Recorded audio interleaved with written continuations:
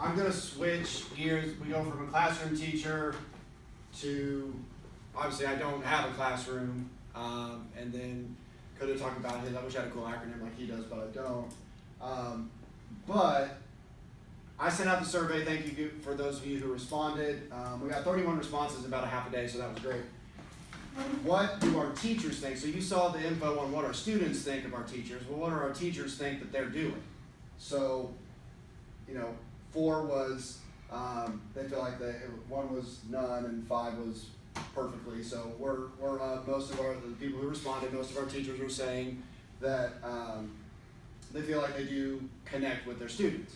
So as Budwan said, the pieces, those 8 to 40, 50 students, depending on which of the responses you were looking at, where are those students, and what are we missing when we're not connecting with them?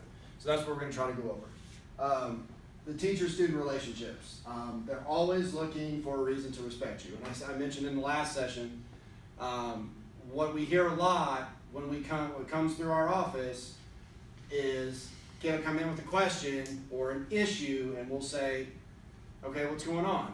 Well, I've asked so-and-so teacher or so-and-so person or this, and it may be a parent, it may be a teacher, it may be an administrator, whatever it is, and they'll say they didn't know and they told me they couldn't help them. So they just dropped them. Okay? So my tactic when we look at this is I want to be approachable and I want to have some authority over them, that balance, but how do they respect me? Well, I want to be where the buck stops for them. They come to me and say, hey, I've got a problem. Okay? It may be a math problem, it may be a relationship problem, it may be whatever.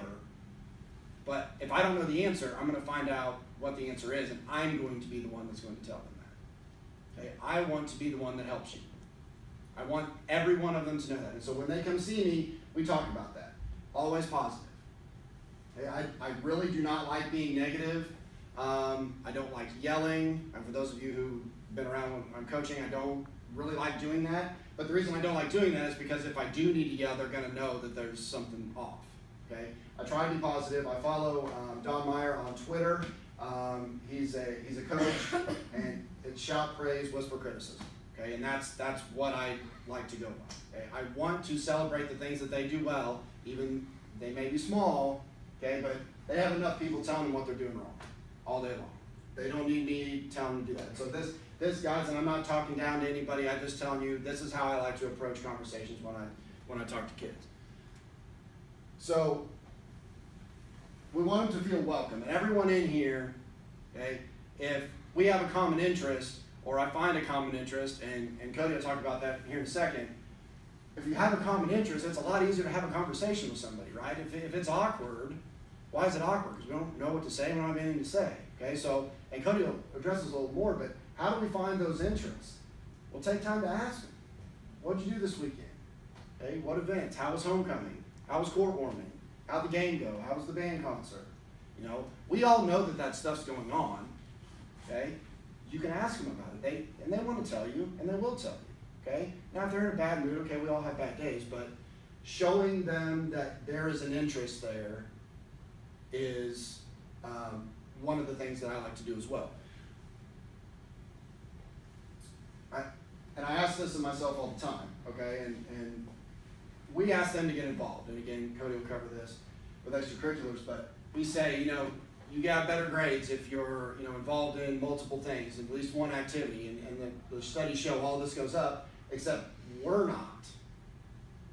We're not at the games. We're not supporting them at band. We're not supporting them, whatever their extracurricular may be, we're not asking about it, we're not showing up. Ask yourself, do I go to things like I should? Do I go see them doing the things that they like to do so I can connect with them, so they know that I'm there? They know that we're there or not. They know. So that's all. I'm not saying that we have to go to everything, but if we're asking them to be involved, I think it's well worth asking our question, are we involved? It's something, even if something, I put this on here, even if something simple as Spirit Week. That's a simple thing. Maybe dress like a fool one day and just have them, then they're asking questions, they're making fun of you, okay, maybe you're building a little bit of respect there with them.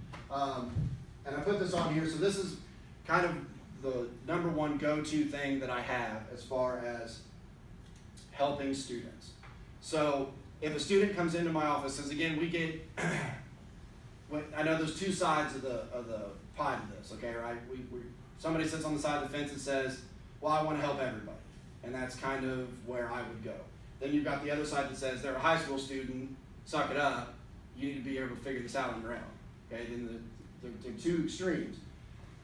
I'm not saying that I do everything for everybody. If they come to me with a problem, I don't necessarily fix their problem. Now, if it's easy and something simple, yeah, I'll do it, okay?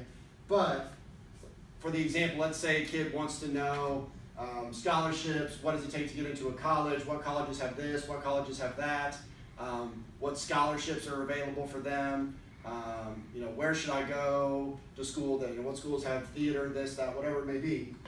I always give them a goal, something attainable that they can do, that they have to show me they're going to put some skin in the game to come back. So I'll say, hey, why don't you go home tonight? Here's the website. I'll show you how to use it real quick. Go home tonight, research these schools. You tell me which ones that you want the information on that appeal to you, then I will give you the information that you want. Okay? So what I told the last group is take your class and figure out, can you take that example and morph it into something that you're doing? So if we're looking at math, could you say, this kid's struggling in math? Okay, well, here's 5 examples. Go home tonight, try to do them. Write down where you're struggling, why are you frustrated, what don't you understand? Bring them back to me, I'll meet with you after school, whatever it may be, and we will go over them, okay? Give them, and as Budwan said, we're not passing the buck. We're not saying, hey, you just don't get it, I'm going to go over here to this 4.0 kid that does. I'll help you, but you're going to have to show me that you want to work, okay? Well, what if they don't show you? Okay, well then you got to keep trying.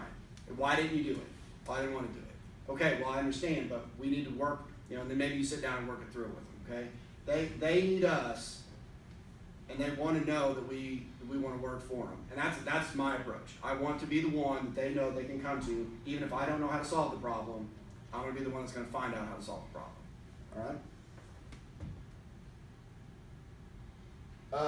I threw this up here for the classroom teachers. I think it's kind of works well today because we went over to MATC and we heard a lot, at least in our group, we heard a lot of, we've got kids that are trouble over the high school, they go to the tech center and they're great. They love what they do. Okay, so how can we incorporate that into what we're doing in the classroom or what we're doing when we're interacting with students? Well, it could be a topic that you talk to them about, just that there's an interest that maybe you could share, or use examples in your classroom. We all use examples. Hey, this is how, X math problem works in the real world. Maybe use an example from building trades on something that they worked on if that kid is struggling with making that connection in something.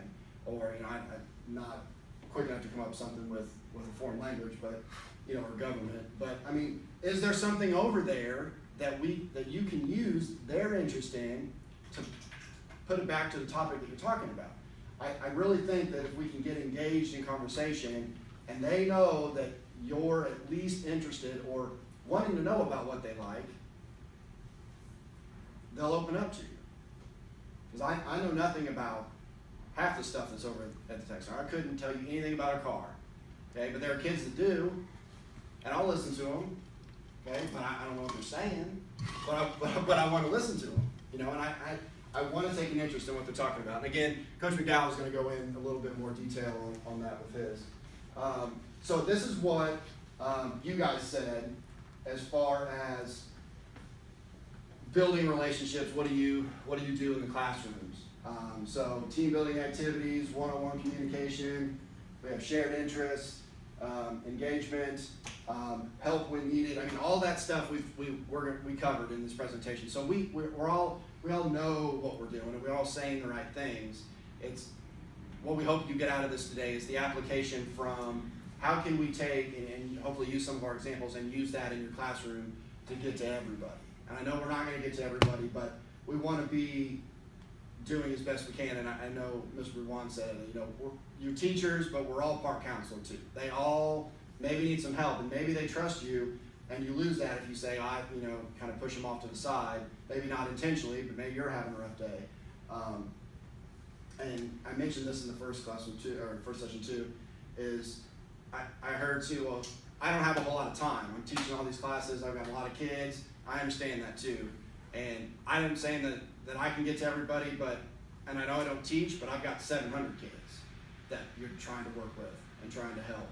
So I've not run into any issues where this has overwhelmed me to the point where I'd have to reevaluate how I approach kids and trying to build relationships with them. But I just want them to know that I'm trying. Okay, we may not be able to help everybody, but just let them know that you're trying.